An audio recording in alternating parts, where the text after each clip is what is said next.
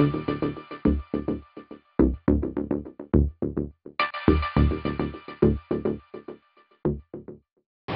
guys, Chad here with Happy Viking. Today we're going to do another deck tech. And the deck we're going to be talking about is called a Jund Aggro or Experiment Jund. It was played by a guy named Tyler Lindsey at the Star City Standard Open in Atlanta in February and made top 4. And what the deck tries to do is it just tries to play aggressive creatures and just kill your opponent as quick as possible. There's very few spells, and it just tries to attack with guys with haste. So let's start with the creatures. So the 1-drop slot, now Tyler played Deathrite Shaman, and I don't really like that card. I think that's more of a sideboard card. So the only 1-drop in this deck is Experiment 1. And this guy's cool. He just gets bigger and bigger and bigger because he's got a ball for every creature that you play. And you can remove 2 counters to regenerate him and then just start over, evolving, and stuff like that. So he's a very good 1-drop. He's from Gatecrash. He's a new card. Our 2-drops are Strangleroot Geist, which obviously is very good. He's a 2/1 with haste. And you're going to see this word haste a lot in this deck. And our other 2-drop / 3-drop is Flint Hoof Board, because you can play him on 2, or if you play him turn 3, you can give him haste and attack. So he's a 2-mana 3/3 most of the time, because if you have a mountain, he gets bigger. Our other 3-drop is Dread Mangler, which is 3-mana 3/3 with haste and scavenge.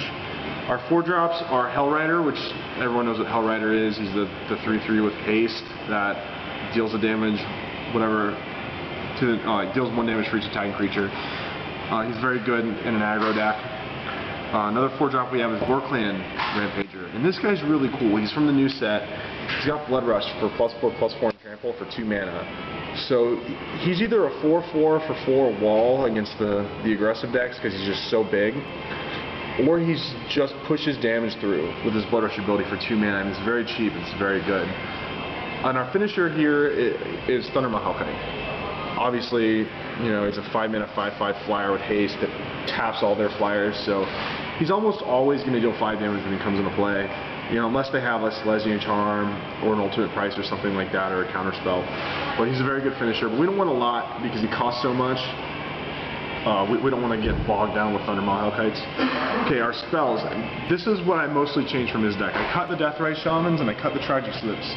I put 4 Domri Raids in. Now, Domri Raid is great. If you guys have not played with this card yet, in the right kind of deck, it's an engine in itself. It just most of the time will draw you a card. It can fight your Strangleroot guys to kill their guy and make this guy come back with Undying.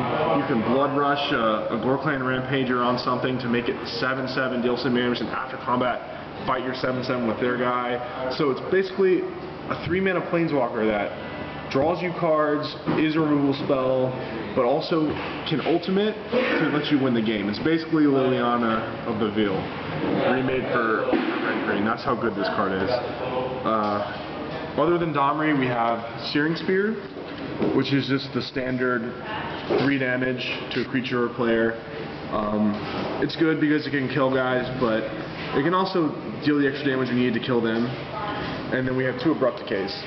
Now, I might go up to 3 Abrupt Decays, and I know these are not in English, so if you don't know what the card does, it's a black and a green to kill a permanent that costs 3 or less, and this is uncounterable. And the reason why this card's so good in this format right now is everybody's playing Boros Reckoner. And this card just absolutely destroys Boros Reckoner. It also kills Blind Obedience, which is very bad for this deck. It also kills Detention Spheres and locks it on Smiters. It's just all the problem cards for this deck, this one card kills. So we got 2 on the board, but I might want to go to 3 main deck. So anyways, now we'll go to the lands. For our lands, we have all 12 of the Shocklands we can play for these colors: Blood Crypts, Overgrounds, and Stomping Grounds. We got 4 Rootbounds because we need green and red more than black. We only have the Dread Manglers and the Abrupt Decays that are black in this deck. So we really only have 6 black cards plus the sideboard.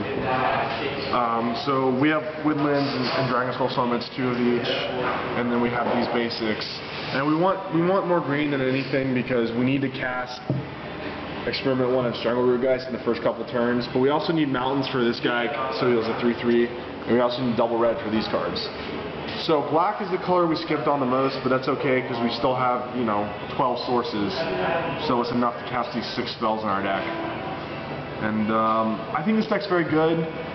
I think it still needs work since it's a new format, but everything has haste. It's very aggressive, and I think that this card right here is going to see a lot of play at the Pro Tour this weekend. So we'll see what happens with this deck. We'll see if it shows up, if it does well. But I think it's a great deck to play if you like to attack with guys. So anyways, that's our deck tech on Experiment Jund. Thanks for watching. Tune in next week and we'll have a different deck.